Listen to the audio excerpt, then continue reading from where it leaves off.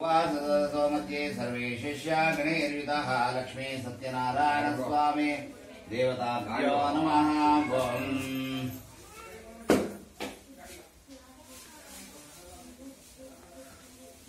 ನೈಮಿಷಾರಣ್ಯ ಅನ್ನುವಂಥದ್ದು ಬಹಳ ವಿಸ್ತೀರ್ಣವಾದಂತಹ ಕಾಡಿತ್ತಂತೆ.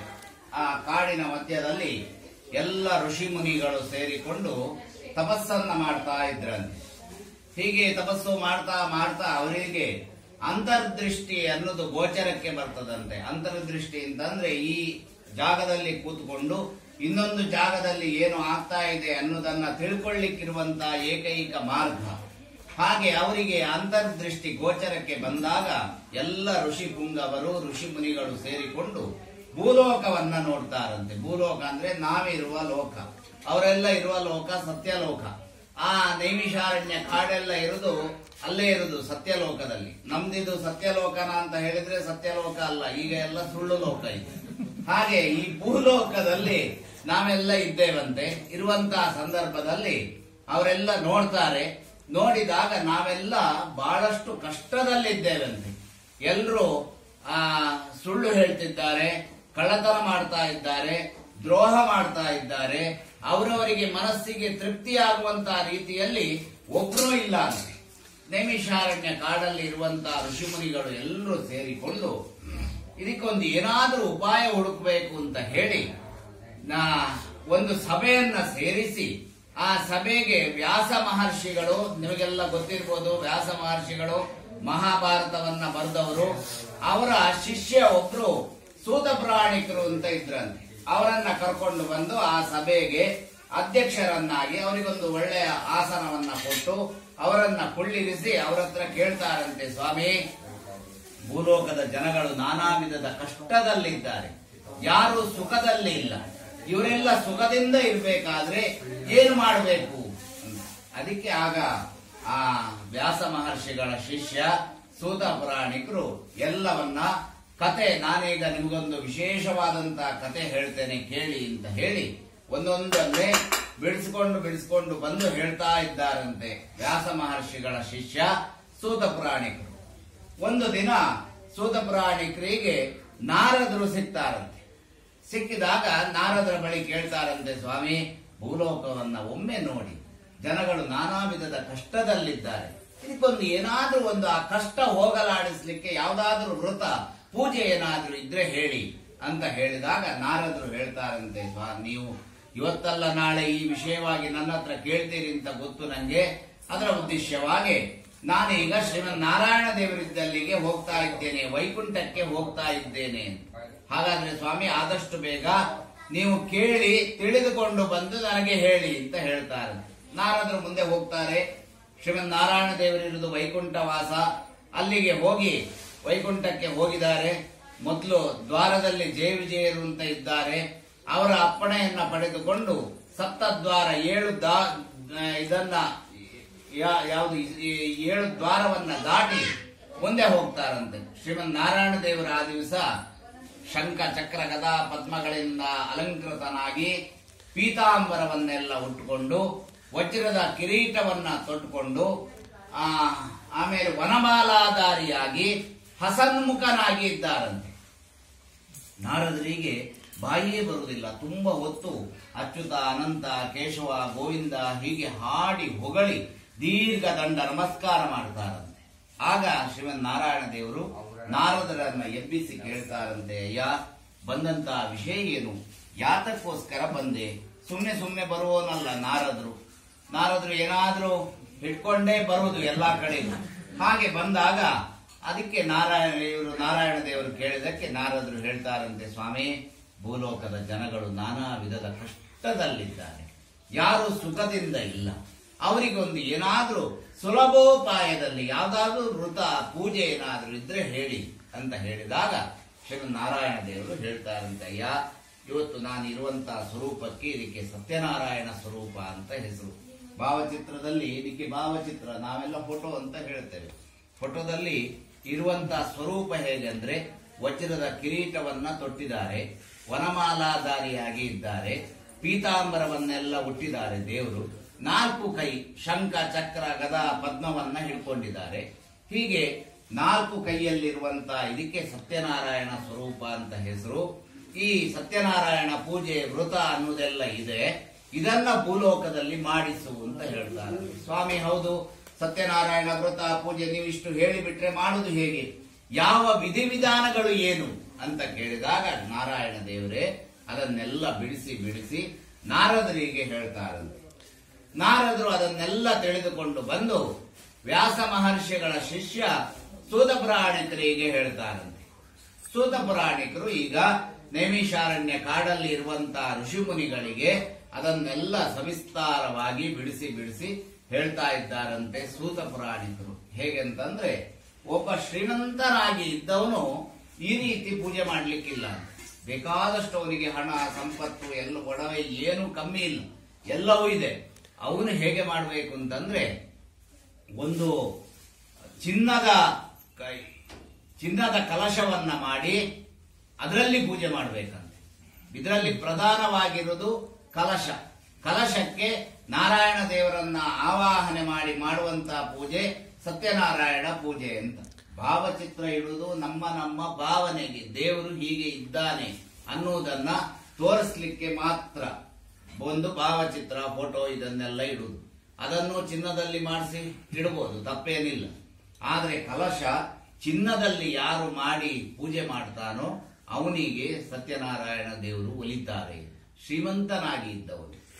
ಇನ್ನು ನಮ್ಮಂತವರೆಲ್ಲ ಬಡವರು. ಬೆಳ್ಳಿಯ ಕಲಶ ಸಾಮಾನ್ಯ ಹೆಚ್ಚಿನ ಮನೆಯಲ್ಲಿ ಇರ್ತದೆ, ಇಲ್ಲದೆ ಇರುವ ಮನೆಯೂ ಇದೆ. ಅದು ಇನ್ನೂ 2 ಭಾಗ ಇದೆ, ಒಟ್ಟಿಗೆ 4 ಭಾಗ. ಅದರಲ್ಲಿ 2ನೇ ಭಾಗದವರು ಬೆಳ್ಳಿಯ ಒಂದು ಕಲಶವನ್ನ ತಂದು ಅದರಲ್ಲಿ ನಾರಾಯಣ ದೇವರನ್ನ ಆವಾಹನೆ ಮಾಡಿ ಅದಕ್ಕೆ ಪೂಜೆ ಮಾಡಬೇಕಂತೆ.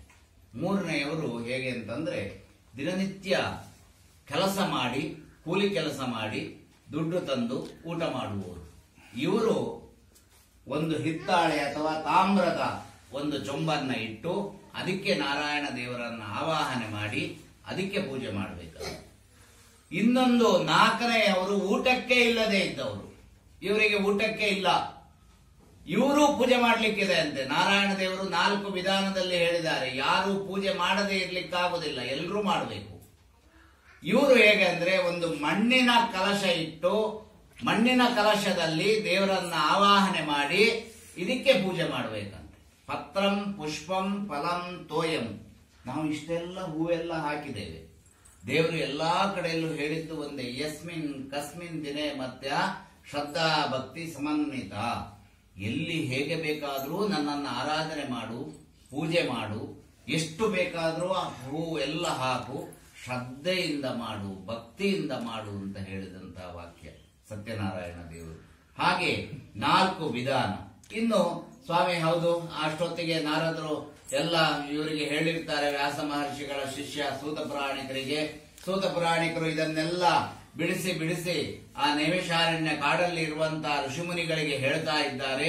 ಹೇಳಬೇಕಾದ್ರೆ ಮಧ್ಯದಲ್ಲಿ ಒಬ್ರು ಕೇಳ್ತಾರಂತೆ ಸೂತ ಪುರಾಣಿಕರ ಹತ್ರ, ಸ್ವಾಮಿ ಇಷ್ಟೆಲ್ಲ ಹೌದು, ದೇವರ ಪೂಜೆ ಮಾಡೋದು ಹೌದು, 4 ವಿಧಾನದವರು ಭೂಲೋಕದಲ್ಲಿ ಇದ್ದಾರೆ, ಶ್ರೀಮಂತರು ಇದ್ದಾರೆ, ಬಡವರು ಇದ್ದಾರೆ, ಅವರೆಲ್ಲರೂ ಈ ಪೂಜೆಯನ್ನ ಮಾಡ್ತಾರೆ, ಸರಿ, ನೈವೇದ್ಯಕ್ಕೆ ಏನು ದೇವರಿಗೆ ಅಂತ ಕೇಳಿದಾಗ 1/4 ಸೇರು ರವೆ, 1/4 ಸೇರು ಸಕ್ಕರೆ, 1/4 ಸೇರು ತುಪ್ಪ, 1/4 ಸೇರು ಹಾಲು, ಇದು 4ನ್ನ ಸಮ ಪ್ರಮಾಣದಲ್ಲಿ ಸಪಾದ ಭಕ್ಷ ಅಂತ ಮಾಡಿ ನನಗೆ ಯಾರು ಉಣ್ಣಿಸ್ತಾರೋ ಅಂತವರಿಗೆ ನಾನು ತೃಪ್ತನಾಗ್ತೇನೆ.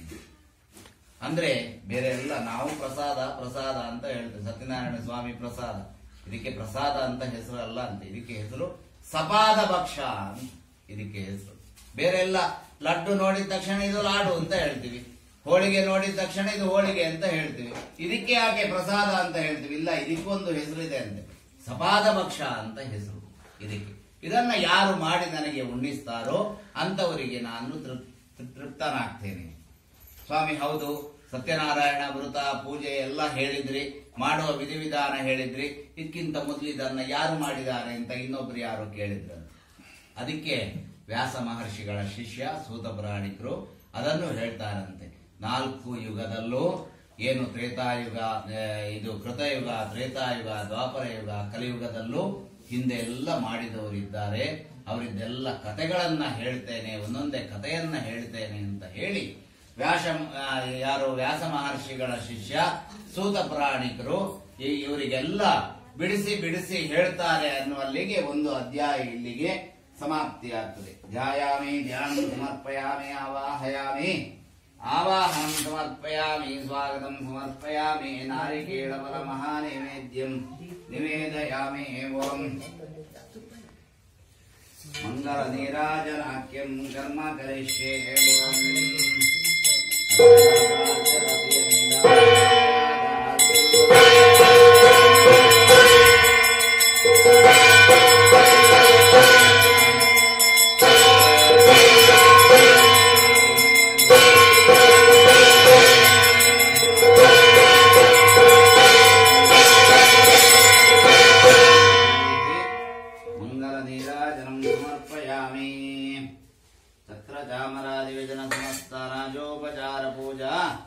ಸಮರ್ಪಯಾಮಿ ಓಂ. ಎರಡನೇ ಅಧ್ಯಾಯದಲ್ಲಿ ಒಬ್ಬ ಭಿಕ್ಷುಕ ಬ್ರಾಹ್ಮಣ ಅಂತೆ, ಅಂದ್ರೆ 4 ಯುಗದಲ್ಲೂ ಆದಂತಹ ಒಂದೊಂದು ಕಥೆಗಳನ್ನ ಹೇಳಿದ್ದಾರೆ. ಇದರಲ್ಲಿ ಒಬ್ಬ ಭಿಕ್ಷುಕ ಬ್ರಾಹ್ಮಣ, ಇವನು ಭಿಕ್ಷೆ ಬೇಡಿ ಬಂದಂತ ಹಣದಿಂದ ಜೀವನೋಪಾಯ ಮಾಡ್ತಾ ಇದ್ದಂತೆ. ಒಂದು ದಿನ ಭಿಕ್ಷೆ ಬೇಡಲಿಕ್ಕೆ ಹೋಗ್ತಾನೆ, ಯಾರು ಏನನ್ನೂ ಕೊಡ್ಲಿಲ್ಲ. ಆ ದಿವಸ ಹಾಗೆ ಮನೆಗೆ ಬರ್ತಾನಂತೆ. 2ನೇ ದಿವಸ ಹೋದ, ಉಪವಾಸವಾಗಿ ಬಂದ. 3ನೇ ದಿವಸ ಹೋದ, ಏನೂ ಇಲ್ಲ. 4 ದಿನ ಆಯ್ತು, ಯಾರು ಏನನ್ನೂ ಕೊಡ್ತಾ ಇಲ್ಲ. 5ನೇ ದಿನನೂ ಶಾಸ್ತ್ರ ಮಾಡಿದ ಅಂತೆ, ಹೋಗಿ ಬಂದ, ಯಾರು ಏನನ್ನೂ ಕೊಡ್ಲಿಲ್ಲ. ಇನ್ನೇನು ಮನೆಯ ಮುಂದೆ ಇರುವಂತಹ ಮೆಟ್ಟಿಲಲ್ಲಿ ಕೂತ್ಕೊಂಡು ಅಳ್ತಾ ಇದ್ದಾನಂತೆ. 5 ದಿನದಿಂದ ಉಪವಾಸವಾಗಿದ್ದೇನೆ, ಇನ್ನೇನು ಸಾಯುವಂತಹ ಕಾಲ ಹತ್ರ ಆಯಿತು ಅಂತ ಹೇಳಿ ದೇವರ ಧ್ಯಾನವನ್ನ ಮಾಡಿಕೊಂಡು ಅಳ್ತಾ ಇದ್ದಾನೆ. ಅಲ್ಲಿಗೆ ಒಬ್ರು ಹಣ್ಣು ಮುದುಕ ಬ್ರಾಹ್ಮಣರು, ನಡೆಯೋದಕ್ಕೆ ಆಗುದಿಲ್ಲ, ಕೋಲನ್ನ ಹಿಡ್ಕೊಂಡು ಒಬ್ರು ಬರ್ತಾರಂತೆ. ಬಂದು, ಅಯ್ಯ 5 ದಿವಸದಿಂದ ನೋಡ್ತಾ ಇದ್ದೇನೆ, ಮೆಟ್ಟಿಲಲ್ಲಿ ಕೂತ್ಕೊಂಡು ಅಳ್ತಾ ಇದ್ದೀಯಲ್ವಾ, ಏನು ಕಾರಣ? ಅದಕ್ಕೆ ಆಗ ಹೇಳ್ತಾರಂತೆ ಭಿಕ್ಷುಕ ಬ್ರಾಹ್ಮಣ, ಸ್ವಾಮಿ 5 ದಿವಸದಿಂದ ಎಲ್ಲಾ ಬೀದಿಗೂ ಹೋಗ್ತಾ ಇದ್ದೇನೆ, ಯಾರು ಏನನ್ನೂ ಕೊಡ್ತಾ ಇಲ್ಲ, ಇನ್ನೇನು ಅವಸಾನ ಕಾಲ, ಸಾಯುವಂತ ಕಾಲ ಹತ್ರ ಆಯಿತು, ಅದಕ್ಕೆ ದೇವರ ಧ್ಯಾನವನ್ನ ಮಾಡ್ತಾ ಇದ್ದೇನೆ ಅಂತ ಹೇಳ್ತಾರಂತೆ. ಅದಕ್ಕೆ ಹಣ್ಣು ಮುದುಕ ಬ್ರಾಹ್ಮಣರು ಹೇಳ್ತಾರಂತೆ ಆಗ, ಅಯ್ಯ ಈಗಲೇ ಸಂಕಲ್ಪವನ್ನ ಮಾಡು, ಮನಸ್ಸಲ್ಲಿ ಸಂಕಲ್ಪವನ್ನ ಮಾಡು. ನಾಳೆಯ ದಿವಸ ಬೆಳಿಗ್ಗೆ ನಾನು ಸತ್ಯನಾರಾಯಣ ವ್ರತ ಪೂಜೆ ಮಾಡ್ತೇನೆ ಅಂತ ಸಂಕಲ್ಪವನ್ನ ಮಾಡು, ಭಿಕ್ಷೆ ಬೇಡುವುದಕ್ಕೆ ಹೋಗು. ಆಯ್ತು, ಭಿಕ್ಷುಕ ಬ್ರಾಹ್ಮಣ ಸಂಕಲ್ಪವನ್ನ ಮಾಡಿ ಸ್ವಾಮಿ ಹೌದು, ಪೂಜೆ ವಿಧಿವಿಧಾನ ಅದೆಲ್ಲವೂ ನಾನು ಹೇಳ್ತೇನೆ, ಸಂಕಲ್ಪ ಮಾಡು. ಕೊನೆಗೆ ಎಲ್ಲವೂ ಸಂಕಲ್ಪ ಮಾಡಿಕೊಂಡಾದ್ಮೇಲೆ ಹಣ್ಣು ಮುದುಕ ಬ್ರಾಹ್ಮಣರು ಎಲ್ಲ ಬಿಡಿಸಿ ಅವನಿಗೆ ಹೇಳಿಕೊಟ್ಟು ಹೋಗ್ತಾರಂತೆ. ನಾಳೆಯ ದಿವಸ ಬೆಳಿಗ್ಗೆ ವ್ರತ ಪೂಜೆ ಈ ರೀತಿ ಮಾಡಬೇಕು, ಈ ರೀತಿ ನೈವೇದ್ಯಕ್ಕೆ ಮಾಡಬೇಕು, ಎಲ್ಲವನ್ನ ಹೇಳಿ ಹೋಗ್ತಾರೆ. ಸ್ವಲ್ಪ ದೂರ ಹೋಗ್ಬೇಕಾದ್ರೆ ಹಣ್ಣು ಮುದುಕ ಬ್ರಾಹ್ಮಣ ಅಂತರ್ಧಾನರಾಗ್ತಾರಂತೆ.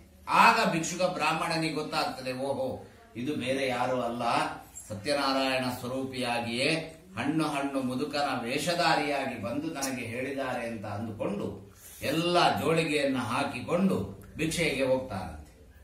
5 ದಿವಸದಿಂದ ಯಾವ ಬೀದಿಯವರು ಕೊಡದೇ ಇದ್ದವರು ಈಗ ಎಲ್ಲರೂ ಕರ್ದು ಕೊಡ್ತಿದ್ದಾರಂತೆ. ಏನು ಬೇಕು ಕೇಳು. ಭಿಕ್ಷುಕ ಬ್ರಾಹ್ಮಣನಿಗೆ ಬಹಳ ಆಶ್ಚರ್ಯ ಆಗ್ತದೆ. ಇಷ್ಟು 5 ದಿವಸದಿಂದ ಏನು ಕೊಡದೇ ಇದ್ದವರು ಈಗ ಏನು ಬೇಕು ಕೇಳು ಅಂತ ಅದನ್ನೆಲ್ಲ ಕೊಡ್ತಿದ್ದಾರಂದ್ರೆ ಸತ್ಯನಾರಾಯಣ ದೇವರ ಪ್ರಭಾವ ಬಹಳಷ್ಟು ಇದೆ ಅಂತ ಅಂದುಕೊಂಡು ಪೂಜೆಗೆ ಬೇಕಾದಂತ ಎಲ್ಲಾ ಪದಾರ್ಥಗಳನ್ನು ತಂದು ತನ್ನ ಮನೆಯಲ್ಲಿ ಮಾರನೇ ದಿವಸ ಬೆಳಿಗ್ಗೆ ಸಂಕ್ಷಿಪ್ತವಾಗಿ ಪೂಜೆಯನ್ನ ಮಾಡ್ತಾ ಇದ್ದಾರಂತೆ. ಅಷ್ಟೊತ್ತಿಗೆ ಅಲ್ಲಿ ದಿನನಿತ್ಯ ಒಬ್ಬ ಕಾಷ್ಟ ವಿಕ್ರಮಿ, ಕಟ್ಟಿಗೆ ಮಾರುವವನು ಬಂದು ನೀರನ್ನ ಕುಡಿದುಕೊಂಡು ಹೋಗ್ತಾ ಇದ್ದ. ಆ ದಿವಸನೂ ಅಲ್ಲಿಗೆ ಬರ್ತಾನೆ. ಬಂದು ನೋಡ್ತಾನೆ, ಭಿಕ್ಷುಕ ಬ್ರಾಹ್ಮಣನ ಮನೆಯಲ್ಲಿ ಏನೋ ಒಂದು ಸಂಭ್ರಮ ಸಡಗರ ನಡೀತಾ ಇದೆ.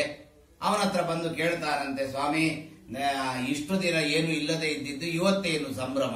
ಇಲ್ಲ, ಸತ್ಯನಾರಾಯಣ ವ್ರತ ಪೂಜೆ ಮಾಡ್ತಾ ಇದ್ದೇನೆ, ನಮ್ಮ ಮನಸ್ಸೋಭೀಷ್ಟ, ಮನಸ್ಸಿನ ಆಸೆಗಳನ್ನೆಲ್ಲ ಈಡೇರಿಸುವಂತಹ ಒಂದು ಪೂಜೆ ಇದು ಅಂತ ಹೇಳ್ತಾನೆ. ಕಾಷ್ಟ ವಿಕ್ರಮಿ ಅಷ್ಟೊತ್ತಿಗೆ ಕೇಳ್ತಾರಂತೆ, ಸ್ವಾಮಿ ನನಗೆ ಮದುವೆ ಆಗಿ 4 ವರ್ಷ ಆಯ್ತು, ಇನ್ನು ಸಂತಾನ ಭಾಗ್ಯ ಇಲ್ಲ, ಆ ಸಂತಾನ ಭಾಗ್ಯ ಆಗ್ತದ, ನಾನು ಈ ಪೂಜೆಯನ್ನ ಮಾಡಿಸ್ತೇನೆ ಅಂತ ಕೇಳಿದಾಗ ಭಿಕ್ಷುಕ ಬ್ರಾಹ್ಮಣ ಹೇಳ್ತಾರಂತೆ, ಈಗಲೇ ಸಂಕಲ್ಪವನ್ನ ಮಾಡು, ಸತ್ಯನಾರಾಯಣ ಪೂಜೆಯನ್ನ ನಾಳೆಯ ದಿವಸ ಬೆಳಿಗ್ಗೆ ಮಾಡ್ತೇನೆ ಅಂತ. ಮಾಡು, ಖಂಡಿತವಾಗಿಯೂ ಸಂತಾನ ಭಾಗ್ಯ ಆಗ್ತದೆ ಅಂತ ಹೇಳಿ ಈ ಕಾಷ್ಟ ವಿಕ್ರಮಿ ಸಂಕಲ್ಪ ಮಾಡಿಕೊಳ್ತಾನೆ. ಕಟ್ಟಿಗೆಯ ಏನು ಹೊರೆ ಇದೆ ಇದನ್ನ ಹೊತ್ಕೊಂಡು ಹೋಗ್ತಾನೆ ಬೀದಿ ಬೀದಿಗೆ. ಎಲ್ಲಾ ಕಟ್ಟಿಗೆ ಹೊರೆ ಖಾಲಿ ಆಗ್ತದೆ, ಬೇಕಾದಷ್ಟು ಹಣ ಬರ್ತದಂತೆ, ದುಡ್ಡು ಬರ್ತದೆ. ಅದರಿಂದ ಸತ್ಯನಾರಾಯಣ ಪೂಜೆಗೆ ಬೇಕಾದಂತ ಎಲ್ಲಾ ಪದಾರ್ಥಗಳನ್ನು ತೆಗೆದುಕೊಂಡು ಮಾರನೇ ದಿವಸ ಬೆಳಿಗ್ಗೆ ಸಣ್ಣ ರೀತಿಯಲ್ಲಿ ಸತ್ಯನಾರಾಯಣ ಪೂಜೆಯನ್ನ ಮಾಡಿ ಮುಗಿಸಿದ.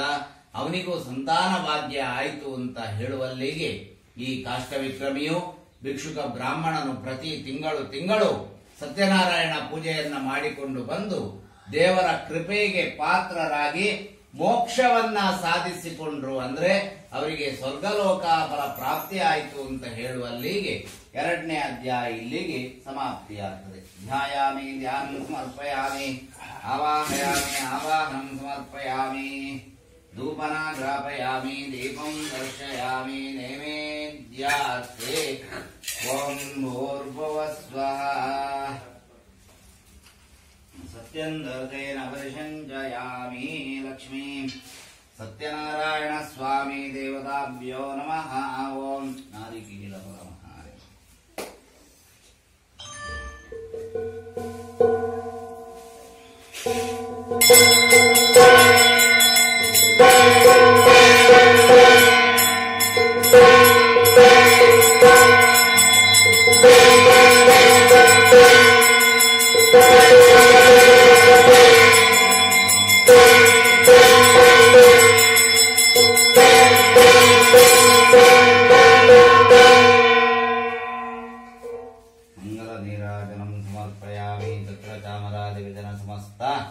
ರಾಜೋಪಚಾರ ಪೂಜಾ ಸಮರ್ಪಯಾಮಿ. 3ನೇ ಅಧ್ಯಾಯ ಪ್ರಾರಂಭ ಆಗ್ತದೆ.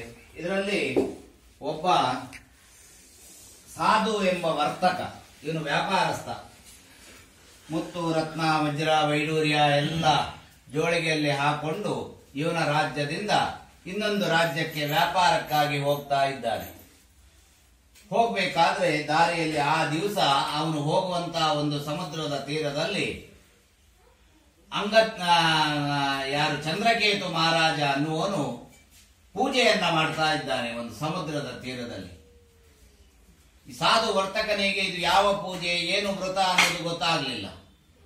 ತುಂಬಾ ಹೊತ್ತು ಎಲ್ಲ ಅಲ್ಲೇ ಇದ್ದು ಪೂಜೆಯನ್ನೆಲ್ಲ ನೋಡಿಕೊಂಡು ಕೊನೆಗೆ ಚಂದ್ರಕೇತು ರಾಜನ ಬಳಿ ಬಂದು ಕೇಳ್ತಾನಂತೆ, ಅಯ್ಯ ರಾಜ, ಬಹಳ ಶ್ರದ್ಧೆಯಿಂದ ಭಕ್ತಿಯಿಂದ ಪೂಜೆಯನ್ನ ಮಾಡ್ತಾ ಇದ್ದೀರಲ್ವಾ, ಅದು ಒಂದು ಸಮುದ್ರದ ತೀರದಲ್ಲಿ, ಏನು ವಿಷಯ, ಏನು ಇದರಲ್ಲಿ ವಿಶೇಷತೆ ಏನು ಅಂತ.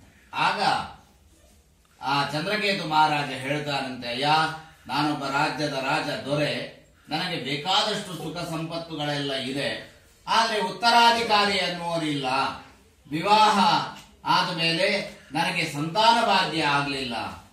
ಆ ಸಂತಾನ ಭಾಗ್ಯಕ್ಕೋಸ್ಕರ ಈ ಸತ್ಯನಾರಾಯಣ ವ್ರತ ಪೂಜೆ ಅಂತ ನಾನಿಲ್ಲಿ ಮಾಡ್ತಾ ಇದ್ದೇನೆ. ಅದು ವರ್ತಕನಿಗೆ ಬಹಳ ಸಂತೋಷ ಆಗ್ತದಂತೆ. ನಾನು ಒಬ್ಬ ವ್ಯಾಪಾರಸ್ಥ, ಬೇಕಾದಷ್ಟೆಲ್ಲ ಸುಖ ಸಂಪತ್ತುಗಳೆಲ್ಲ ಇದೆ, ನನಗೂ ಸಂತಾನ ಭಾಗ್ಯ ಇಲ್ಲ ಸ್ವಾಮಿ, 10 ವರ್ಷ ಆಯಿತು ಮದುವೆ ಆಗಿ, ನಾನು ಈ ವ್ರತವನ್ನ ಮಾಡಿಸಬಹುದು ಅಂತ ಕೇಳ್ತಾನಂತೆ ಚಂದ್ರಕೇತು ಮಹಾರಾಜನ ಬಳಿ. ಕೇಳಿದಾಗ ಧಾರಾಳವಾಗಿ ಮಾಡಿ, ಏನು ತೊಂದರೆ ಇಲ್ಲ, ದೇವರು ಅನುಗ್ರಹಿಸ್ತಾರೆ. ವ್ಯಾಪಾರಸ್ಥ ಚಂದ್ರಕೇತು ಮಹಾರಾಜ, ಆಮೇಲೆ ಮೊದಲಿನ ಇದರಲ್ಲಿ ಕಥೆಯಲ್ಲಿ ಕಾಷ್ಟ ವಿಕ್ರಮಿ, ಭಿಕ್ಷುಕ ಬ್ರಾಹ್ಮಣ, ಇವರೆಲ್ಲ ಮೊದಲೇ ಪೂಜೆಯನ್ನ ಮಾಡಿ ಅವರವರ ಇಷ್ಟಾರ್ಥಗಳನ್ನ ಗಳಿಸಿಕೊಂಡಿದ್ದಾರೆ. ಆದ್ರೆ ಸಾಧು ವರ್ತಕ ಅವನ ವ್ಯಾಪಾರದ ಬುದ್ಧಿ, ವ್ಯಾಪಾರದ ಗುಣಗಳು, ಅವನೇನು ಮಾಡ್ತಾನೆ ಸಂಕಲ್ಪ ಅಂತಂದ್ರೆ, ಸ್ವಾಮಿ, ನಾನು ಸತ್ಯನಾರಾಯಣ ವ್ರತ ಪೂಜೆಯನ್ನ ಮಾಡಿಸ್ತೇನೆ, ನನಗೂ ಒಂದು ಸಂತಾನ ಭಾಗ್ಯ ಆಗ್ಲಿ, ಆದ ಮೇಲೆ ಮಾಡಿಸ್ತೇನೆ ಅಂತ ಹೇಳ್ಕೊಳ್ತಾನೆ. ದೇವರು ಅದಕ್ಕೆ ಅಸ್ತು ಅಂತ ಹೇಳ್ತಾರೆ, ಆಯ್ತು ಅಂತ ಹೇಳ್ತಾರೆ. ಆಯ್ತು, ಸಾಧು ವರ್ತಕ ಮತ್ತು ಅವನ ಭಾರ್ಯೆ ಲೀಲಾವತಿ ಅಂತ ಅವಳ ಹೆಸರು. ಲೀಲಾವತಿ ಸಾಧು ವರ್ತಕ ಇಬ್ರು ಸಂತೋಷದಲ್ಲಿ ಇರ್ಬೇಕಾದ್ರೆ ಲೀಲಾವತಿ ಗರ್ಭ ಧರಿಸ್ತಾಳೆ. 1 ತಿಂಗಳಾಗ್ತದೆ, 2 ತಿಂಗಳು ಕಳೀತದೆ. 9ನೇ ತಿಂಗಳು 10ನೇ ದಿವಸಕ್ಕೆ ಒಂದು ಪುತ್ರಿಕಾ ರತ್ನಕ್ಕೆ ಜನ್ಮ ಕೊಡ್ತಾಳಂತೆ ಲೀಲಾವತಿ. ಜನ್ಮ ಆದ ತಕ್ಷಣ 10 ದಿವಸ ಆಯ್ತು, ಮನೆಯಲ್ಲಿ ಶುದ್ಧಾಹ ಪುಣ್ಯಾಹ ಎಲ್ಲ ಆಗ್ತಾ ಇದೆ. ಆಗ ಜ್ಞಾಪಿಸ್ತಾಳಂತೆ ಗಂಡನಿಗೆ ಲೀಲಾವತಿ, ಸ್ವಾಮಿ ಹೇಳ್ಕೊಂಡಂತ ಹರಕೆ ವರ್ಷ ಆಗ್ತಾ ಇದೆ, ಈಗ ಮಾಡಿಸುವ. ಅದಕ್ಕೆ ವ್ಯಾಪಾರಸ್ಥ ಹೇಳ್ತಾರಂತೆ, ಇನ್ನು ಮಗು ತುಂಬಾ ಚಿಕ್ಕದು, 10 ದಿವಸ, ಸ್ವಲ್ಪ ದೊಡ್ಡದಾಗ್ಲಿ, ಆಮೇಲೆ ಮಾಡುವ. ಆಯ್ತು, ಮಗು ದೊಡ್ಡವಳಾಗ್ತಾ ಇದ್ದಾಳೆ. ಕಲಾವತಿ ಅಂತ ನಾಮಕರಣ ಮಾಡಿದ್ರು. ನಾಮಕರಣದ ಸಮಯದಲ್ಲೂ ಹೇಳ್ತಾಳಂತೆ ಲೀಲಾವತಿ, ಸತ್ಯನಾರಾಯಣ ಪೂಜೆ ಬಾಕಿ ಇದೆ, ಈಗಲಾದ್ರೂ ಮಾಡುವ. ಸಾಧು ವರ್ತಕ ಸ್ವಲ್ಪ ಜೋರಾಗಿ ಕಣ್ಣು ದೊಡ್ಡದು ಮಾಡಿ ಹೇಳ್ತಾರಂತೆ, ಇನ್ನು ಮಗು ಇನ್ನು ತುಂಬಾ ಚಿಕ್ಕದು, ನಾಮಕರಣ ಆಗಿದೆ ಅಷ್ಟೇ, ಈಗಲಾದ್ರೂ ಇನ್ನು ಸ್ವಲ್ಪ ದೊಡ್ಡವಳಾಗ್ಲಿ, ಆಮೇಲೆ ಮಾಡುವ. ಆಯ್ತು, ಕಲಾವತಿ ಅಂತ ನಾಮಕರಣ ಆಗಿದೆ. ಕಲಾವತಿ ದೊಡ್ಡವಳಾಗ್ತಾ ಇದ್ದಾಳೆ, ಶುಕ್ಲ ಪಕ್ಷದ ಚಂದ್ರನಂತೆ ದೊಡ್ಡವಳಾಗ್ತಾ ಇದ್ದಾಳೆ. 1 ವರ್ಷ ಆಯ್ತು, 2 ವರ್ಷ ಕಳೀತು, 3 ವರ್ಷ ಹೋಯ್ತು, ದೊಡ್ಡವಳಾದ್ಲು. ಆಗ್ಲೂ ಜ್ಞಾಪಿಸ್ತಾಳಂತೆ ಲೀಲಾವತಿ, ಸ್ವಾಮಿ ಹೇಳ್ಕೊಂಡಂತ ಹರಕೆ ಈಗಲಾದ್ರೂ ಮಾಡುವ. ಮಾಡ್ಲಿಲ್ಲ. ಕೊನೆಗೆ 18ನೇ ವರ್ಷಕ್ಕೆ ಕಾಲಿಡ್ತಾಳಂತೆ ಕಲಾವತಿ. ಹೇಳ್ಕೊಂಡಂತ ಹರಕೆಯನ್ನ ಸಾಧು ವರ್ತಕ ಮಾಡಿಲ್ಲ. ಆಳುಗಳನ್ನ ಕರೆಸಿ ಹೇಳ್ತಾರಂತೆ, ಒಳ್ಳೆಯ ರಾಜ್ಯಕ್ಕೆ ಹೋಗಿ ಯೋಗ್ಯರಾದಂತ ವರನನ್ನ ಹುಡುಕಿ ತನ್ನಿ, ನನ್ನ ಮಗಳಿಗೆ ವಿವಾಹ ಮಾಡಬೇಕು. ಆಳುಗಳು ಹೋಗ್ತಾರೆ, ಕಾಂಚನ ನಗರ ಅನ್ನುವಂತ ನಗರಕ್ಕೆ ಹೋಗ್ತಾರೆ.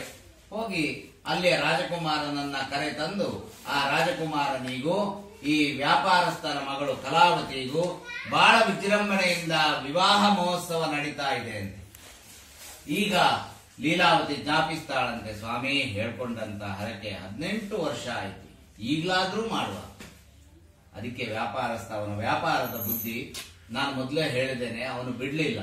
ಆಗ ಹೇಳ್ತಾರಂತೆ, ಯಾಕೆ ಅಷ್ಟೊಂದು ಅವಸರ ಪಡ್ತಿ? ನಾವು ಹೇಳ್ಕೊಂಡಂತ ಹರಕೆಯಿಂದ ನಮಗೆ ಹೇಗೂ ಒಂದು ಸಂತಾನ ಭಾಗ್ಯ ಆಗಿದೆ, ಅದೇ ಹರಕೆಯಲ್ಲಿ ಮಗಳಿಗೂ ಒಂದು ಸಂತಾನ ಭಾಗ್ಯ ಆಗ್ಲಿ, ಮತ್ತೆ ಮಾಡುವ. ಈಗ ಸತ್ಯನಾರಾಯಣ ದೇವರಿಗೆ ಸಿಟ್ಟು ಬರ್ತದೆ, ಕ್ರುದ್ಧನಾಗ್ತಾನೆ. ದೇವರಿಗೆ ಯಾವುದು ಹರಕೆ ಬೇಡ, ದೇವರಿಗೆ ಯಾವುದು ಇಷ್ಟೆಲ್ಲ ಯಾವುದು ಬೇಡ ಅಂತ, ಎಲ್ಲ ನಮಗೆ ಬೇಕಾಗಿದೆ. ದೇವರು ಕ್ರುದ್ಧನಾಗ್ತಾನೆ. ಕ್ರುದ್ಧನಾಗಿ ನಿಮಗೆ ಬುದ್ಧಿ ಕಲಿಸ್ತೇನೆ ಅಂತ ಅಂದುಕೊಂಡು ವ್ಯಾಪಾರಸ್ಥ ಮತ್ತು ಅವನ ಅಳಿಯ ಇಬ್ರು, ಸಾಧು ವರ್ತಕ ಮತ್ತು ಅವನ ಅಳಿಯ ಇಬ್ರು ಆ ಮುತ್ತು ರತ್ನ ವಜ್ರ ವೈಡೂರ್ಯಗಳನ್ನೆಲ್ಲ ಜೋಳಿಗೆಯಲ್ಲಿ ಹಾಕೊಂಡು ವ್ಯಾಪಾರಕ್ಕಾಗಿ ಹೋಗ್ತಾ ಇರಬೇಕಾದ್ರೆ, ಆ ವ್ಯಾಪಾರಕ್ಕೆ ಯಾವ ರಾಜ್ಯಕ್ಕೆ ಹೋಗಿದ್ದಾನೆ ಆ ರಾಜನ ಅರಮನೆಯಿಂದ ಒಬ್ಬ ಕಳ್ಳ ಮುತ್ತು ರತ್ನಗಳನ್ನ ಕದ್ದು ಅದೇ ದಾರಿಯಲ್ಲಿ ಓಡಿ ಬರ್ತಾ ಇದ್ದಾನೆ. ಎಲ್ಲಿ ಬರ್ತಿದ್ದಾನೋ ಈ ಅದೇ ದಾರಿಯಲ್ಲಿ ಈ ವ್ಯಾಪಾರಸ್ಥರು ಇಬ್ರು ಹೋಗ್ತಾ ಇದ್ದಾರೆ. ಈ ಮುತ್ತು ರತ್ನಗಳನ್ನ ಕಳ್ಳ ಅಲ್ಲೇ ಬಿಡ್ತಾನೆ, ಕಾಡಿನ ಮಧ್ಯದಲ್ಲಿ ಓಡಿ ಬಿಡ್ತಾನೆ. ವ್ಯಾಪಾರಸ್ಥರು ಇನ್ನೊಂದಷ್ಟು, ನಾವು ಹೇಗೂ ಮುತ್ತು ರತ್ನದ ವ್ಯಾಪಾರಸ್ಥರು, ಇನ್ನೊಂದಷ್ಟು ಸಿಕ್ತು ಅಂತ ಹೇಳ್ತಾರೆ. ತಮ್ಮ ಜೋಳಿಗೆಯಲ್ಲಿ ಎಲ್ಲ ಅದನ್ನು ತುಂಬಿಸಿಕೊಳ್ತಾ ಇರ್ತಾರೆ. ಅಷ್ಟೊತ್ತಿಗೆ ಅರಮನೆಯ ರಾಜಭಟ್ರು ಬರ್ತಾರೆ. ಅರಮನೆಯ ಮುತ್ತು ರತ್ನಗಳೆಲ್ಲ ಇವರ ಜೋಳಿಗೆಯಲ್ಲಿ ಇದ್ದ ಕಾರಣ ಇವರಿಗೆ ಯಾವ ನ್ಯಾಯ ತೀರ್ಪನ್ನು ಕೊಡಿಸದೆ ಕೈಗೆ ಕಾಲಿಗೆ ಎಲ್ಲ ಸಂಕೋಲೆಗಳನ್ನೆಲ್ಲ ಹಾಕಿಸಿ ಕ್ಷೌರ ಸ್ನಾನಾದಿಗಳನ್ನೆಲ್ಲ ಮಾಡಿಸಬಾರದು ಅಂತ ರಾಜನ ಬಳಿ ಹೇಳಿ ಕಟ್ಟಪ್ಪಣೆ ಮಾಡಿಸಿ ಕಾರಾಗೃಹದಲ್ಲಿ ಹಾಕ್ತಾರೆ, ಜೈಲುವಾಸದಲ್ಲಿ ಹಾಕ್ತಾರೆ. ಈಗ ಬಹಳ ದುಃಖ ಆಗ್ತದೆ ಎಲ್ರಿಗೂ. ಇಬ್ರು ಕಾರಾಗೃಹದಲ್ಲಿದ್ದಾರೆ. ಲೀಲಾವತಿ ಮತ್ತು ಮಗಳು ಕಲಾವತಿ ಮನೆಯಲ್ಲಿ ದಿನ ಏನು ಹೋಗ್ತಾ ಇದೆ, ಮನೆಯಲ್ಲಿ ಇದ್ದಂತ ದವಸ ಧಾನ್ಯ ಎಲ್ಲ ಖಾಲಿ ಆಗ್ತಾ ಇದೆ. ಒಂದು ದಿನ ಇದ್ದಂತ ಪಾತ್ರೆಗಳನ್ನೆಲ್ಲ ಯಾರೋ ಕಳ್ಳ ಬಂದು ಕದ್ಕೊಂಡು ಹೋಗ್ತಾನೆ. ಮನೆಯಲ್ಲಿ ಅಡಿಗೆ ಮಾಡಿ ಊಟ ಮಾಡೋದಕ್ಕೂ ಏನು ಇಲ್ಲ. ತಾಯಿ ಮಗಳು ಇಬ್ರು ಭಿಕ್ಷಾಂದೇಹಿ ಅಂತ ಭಿಕ್ಷೆ ಬೇಡಲಿಕ್ಕೆ ಹೊರಡ್ತಾರಂತೆ. ಆಗ ಒಂದು ಕಡೆಯಲ್ಲಿ ಭಿಕ್ಷೆ ಬೇಡ್ತಾ ಇರಬೇಕಾದ್ರೆ ಸತ್ಯನಾರಾಯಣ ಪೂಜೆ ವೃತ ಆಗ್ತಾ ಇರುವುದನ್ನ ನೋಡಿ ಲೀಲಾವತಿ ತನ್ನ ಮನೆಯಲ್ಲಿ ಸಂಕ್ಷಿಪ್ತವಾಗಿ ಸಣ್ಣ ರೀತಿಯಲ್ಲಿ ಸತ್ಯನಾರಾಯಣ ವೃತ ಪೂಜೆಯನ್ನ ಮಾಡ್ತಾಳಂತೆ.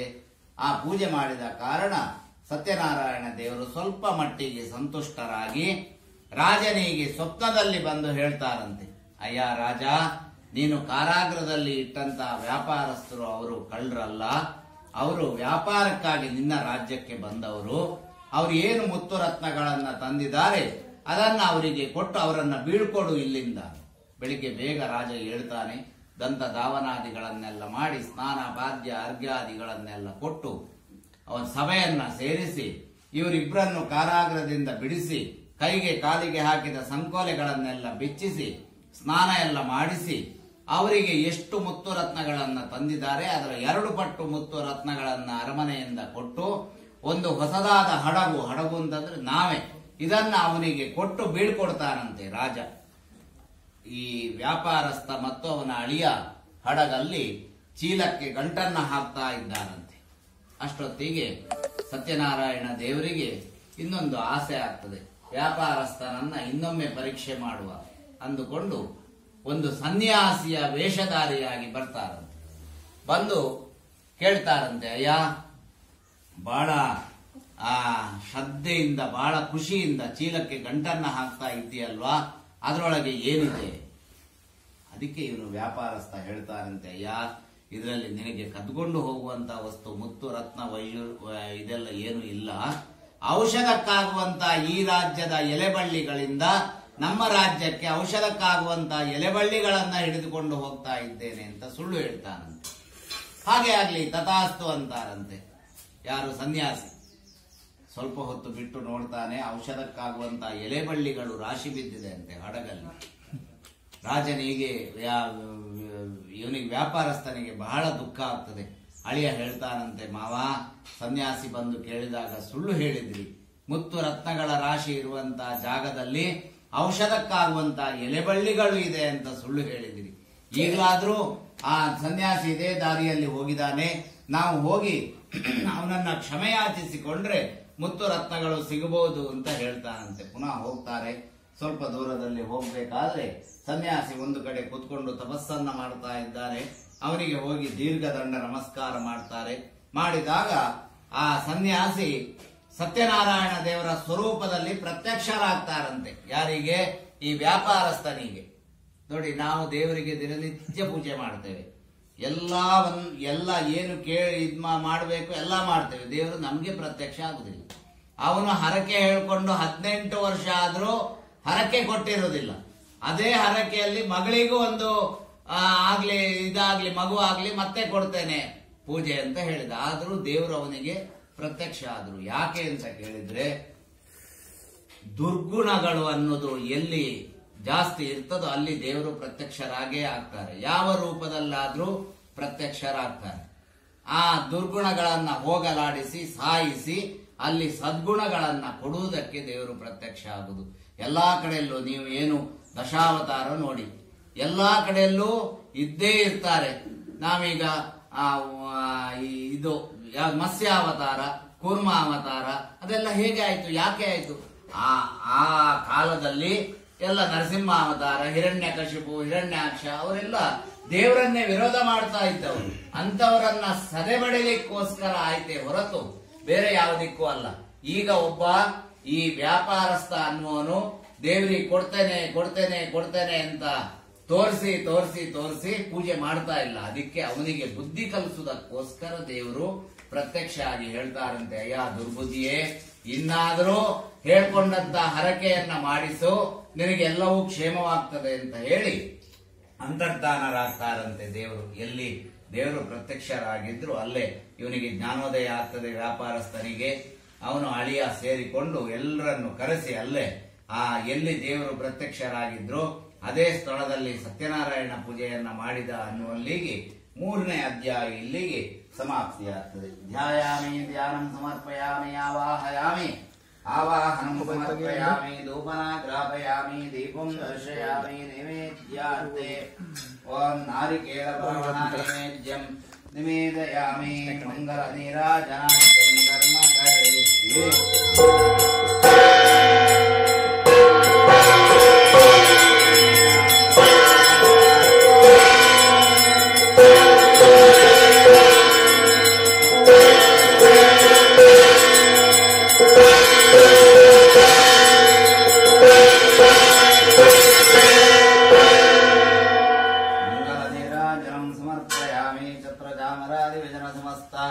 ರಾಜೋಪರತ್ನಗಳನ್ನೆಲ್ಲ ಚೀಲಕ್ಕೆ ಹಾಕೊಂಡು ಗಂಟನ್ನ ಹಾಕಿ ತನ್ನ ಊರಿಗೆ ಬರ್ತಾರೆ. ಊರಿಗೆ ಬರಬೇಕಾದ್ರೆ ತನ್ನ ಊರಲ್ಲಿ ಹಿಂದಿನ ದಿನ ಕಲಾವತಿ ಒಬ್ಬರ ಮನೆಗೆ ಹೋದಲ್ಲಿ ಅಲ್ಲಿ ಸತ್ಯನಾರಾಯಣ ವ್ರತ ಪೂಜೆ ಆಗ್ತಾ ಇರುವುದನ್ನ ನೋಡಿ ನಾನು ಮಾಡಬೇಕು ಅಂತ ಅಂದುಕೊಂಡು ತನ್ನ ಮನೆಗೆ ಬಂದು ಸಂಕ್ಷಿಪ್ತವಾಗಿ ಸತ್ಯನಾರಾಯಣ ವ್ರತ ಪೂಜೆಯನ್ನ ಮಾಡ್ತಾ ಇದ್ದಾಳಂತೆ. ಆಳುಗಳು ಬರ್ತಾರೆ, ಬಂದು ಕೇಳ್ತಾರಂತೆ. ಆಳುಗಳು ಮನೆ ಹತ್ರ ಬಂದು ಹೇಳ್ತಾರಂತೆ, ಅಮ್ಮ ನಿಮ್ಮ ಮನೆಯ ಯಜಮಾನರು ನಿಮ್ಮ ಅಳಿಯ ಎಲ್ಲ ಬಂದಿದ್ದಾರೆ, ನೀವು ಆದಷ್ಟು ಬೇಗ ಸಮುದ್ರದ ತೀರಕ್ಕೆ ಬರ್ಬೇಕಂತೆ ಅಂತ. ಲೀಲಾವತಿ ಏನು ಮಾಡ್ತಾಳೆ, ವ್ಯಾಪಾರಸ್ಥನ ಹೆಂಡತಿ ಲೀಲಾವತಿ ಮಗಳಿಗೆ ಹೇಳ್ತಾಳಂತೆ, ಮಗಳೇ ಪೂಜೆಯನ್ನ ಬೇಗ ಮುಗಿಸಿಕೊಂಡು ಬಾ. ಅಲ್ಲಿಗೆ ತಾಯಿ ಹೋಗ್ತಾಳೆ, ಲೀಲಾವತಿ ಎಲ್ಲಿ ಸಮುದ್ರದ ತೀರಕ್ಕೆ ಹೋಗ್ತಾಳೆ. ಕಲಾವತಿ ಏನು ಮಾಡ್ತಾಳೆ ಅಂದ್ರೆ ಬೇಗ ಬೇಗ ಒಂದು ಮಂಗಳಾರತಿಯನ್ನೆಲ್ಲ ಮಾಡಿ ಪ್ರಸಾದವನ್ನ ಎಲ್ಲ ಹಾಗೆ ಬಿಟ್ಟು ಸಮುದ್ರದ ತೀರಕ್ಕೆ ಹೋಗ್ತಾಳೆ. ಹೋದ ತಕ್ಷಣ ಅವಳ ಗಂಡ ಈ ವ್ಯಾಪಾರಸ್ಥನ ಅಳಿಯ ದ್ರವ್ಯ ಸಹಿತ ನೀರಲ್ಲಿ ಮುಳುಗಿ ಹೋಗ್ತಾರಂತೆ. ಯಾಕೆ ಹೀಗಾಯಿತು ಅಂತ ಗೊತ್ತಿಲ್ಲ. ಕೊನೆಗೆ ಎಲ್ಲ ಕೂತ್ಕೊಂಡು ಭಜನೆ ಮಾಡೋದಕ್ಕೆ ಪ್ರಾರಂಭ ಮಾಡ್ತಾರಂತೆ. ಭಜನೆ ಅಂತಂದ್ರೆ ಇವನು ವ್ಯಾಪಾರಸ್ಥ ಮತ್ತು ಅವನ ಭಾರ್ಯ ಲೀಲಾವತಿ ಮತ್ತು ಮಗಳಿಗೆ ಮೂರ್ಛೆ ಹೋಗಿತ್ತು, ಅವಳಿಗೆ ಮೂರ್ಛೆ ಬರುವ ಹಾಗೆ ಮಾಡಿ ಬಂಧು ಬಾಂಧವರು ಎಲ್ಲರೂ ಸೇರಿಕೊಂಡು ಭಜನೆ ಮಾಡ್ತಾ ಇರ್ಬೇಕಾದ್ರೆ ಆಕಾಶದಲ್ಲಿ ಒಂದು ಮಾತು ಕೇಳ್ತದಂತೆ, ಅಶರೀರವಾಣಿ. ಅಯ್ಯ ವ್ಯಾಪಾರಸ್ಥ, ಮನೆಯಲ್ಲಿ ಆ ಮಗಳು ಸತ್ಯನಾರಾಯಣ ವ್ರತ ಪೂಜೆ ಮಾಡ್ತಾ ಇದ್ದವಳು ಪ್ರಸಾದವನ್ನ ಭಕ್ಷಣೆ ಮಾಡದೆ ಬಂದಿದ್ದಾಳೆ. ಆದ ಕಾರಣ ಅವಳ ಗಂಡ ಅಂದ್ರೆ ನಿನ್ನ ಅಳಿಯ ನೀರಲ್ಲಿ ದ್ರವ್ಯ ಸಹಿತ ಮುಳುಗಿ ಹೋಗಿದ್ದಾನೆ. ಮತ್ತೆ ಪುನಃ ವ್ಯಾಪಾರಸ್ಥ ಅವಳಿಗೆ ಮೂರ್ಛೆ ಬರುವ ಹಾಗೆ ಮಾಡಿ ಮನೆಗೆ ಕರೆದುಕೊಂಡು ಹೋಗಿ ಅಲ್ಲಿ ಸತ್ಯನಾರಾಯಣ ವ್ರತ ಪೂಜೆಯನ್ನ ಮಾಡಿಸಿ ಪ್ರಸಾದವನ್ನ ತಿಂದು ಆ ಹಡಗಿದ್ದಲ್ಲಿಗೆ ಬಂದಲ್ಲಿಗೆ ಅಲ್ಲಿಗೆ ಅವನ ಅಳಿಯ ದ್ರವ್ಯ ಸಹಿತ ನೀರಿಂದ ಮೇಲಕ್ಕೆ ಬರ್ತಾನಂತೆ ಅನ್ನುವಲ್ಲಿಗೆ 4ನೇ ಅಧ್ಯಾಯ ಸಮಾಪ್ತಿಯಾಗ್ತದೆ. ಇದರಲ್ಲೂ ವ್ಯಾಪಾರಸ್ಥ ಮತ್ತು ಅವನ ಭಾರ್ಯ ಲೀಲಾವತಿ, ಮಗಳು ಕಲಾವತಿ, ಅಳಿಯ ಎಲ್ಲರೂ ತಿಂಗಳು ಸತ್ಯನಾರಾಯಣ ವ್ರತ ಪೂಜೆಯನ್ನ ಮಾಡಿಕೊಂಡು ಬಂದ್ರು ಅನ್ನುವಲ್ಲಿಗೆ ಅವರಿಗೂ ಮೋಕ್ಷ ಪ್ರಾಪ್ತಿ ಆಯಿತು ಅನ್ನುವಲ್ಲಿಗೆ 4ನೇ ಅಧ್ಯಾಯ ಇಲ್ಲಿಗೆ ಸಮಾಪ್ತಿಯಾಗ್ತದೆ. ಧ್ಯಾಯಾಮಿ ಧ್ಯಾನಂ ಸಮರ್ಪಯಾಮಿ ಆವಾಹನಂ ಸಮರ್ಪಯಾಮಿ ನಾರಿಕೇಳ ಫಲ ಮಹಾ ನೈವೇದ್ಯಂ ನಿವೇದಯಾಮಿ ಮಂಗಲ ನೀರಾಜನಾಖ್ಯಂ ಕರ್ಮ ಕರೆ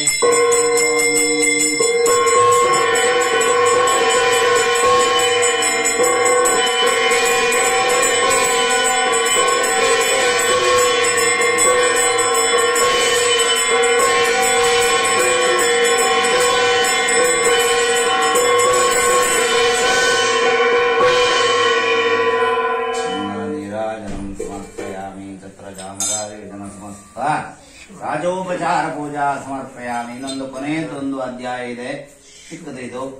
ಇದರಲ್ಲಿ ಅಂಗಧ್ವಜ ನಾಮಕ ಅನ್ನುವನು ರಾಜ.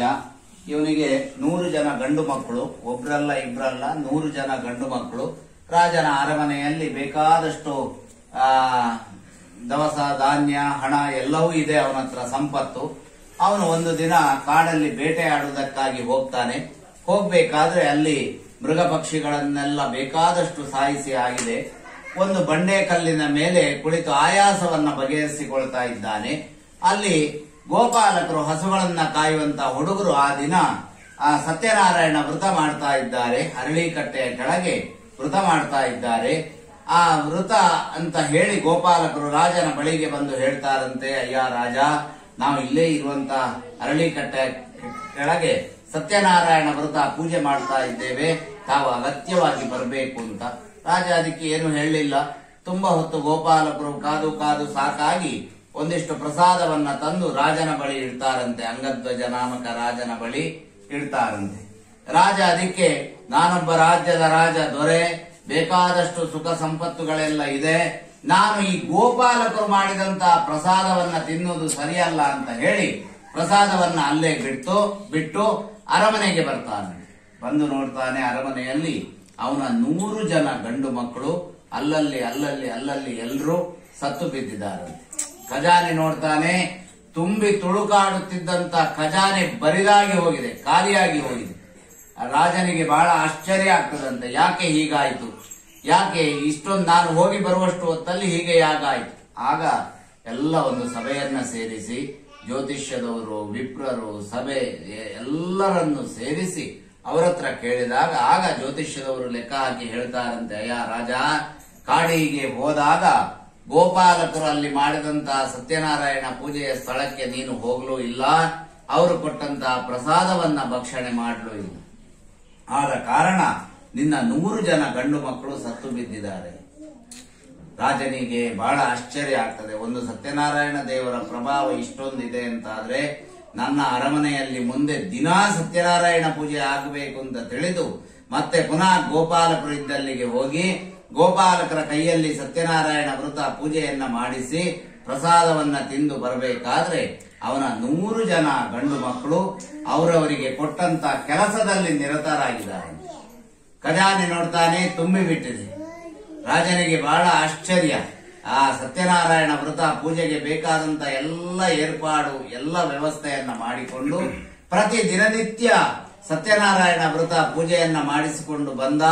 ಅವನಿಗೂ ಮೋಕ್ಷ ಪ್ರಾಪ್ತಿ ಆಯಿತು ಅನ್ನುವಲ್ಲಿಗೆ ಕತೆ ಇಲ್ಲಿಗೆ ಸಮಾಪ್ತಿ ಆಗ್ತದೆ.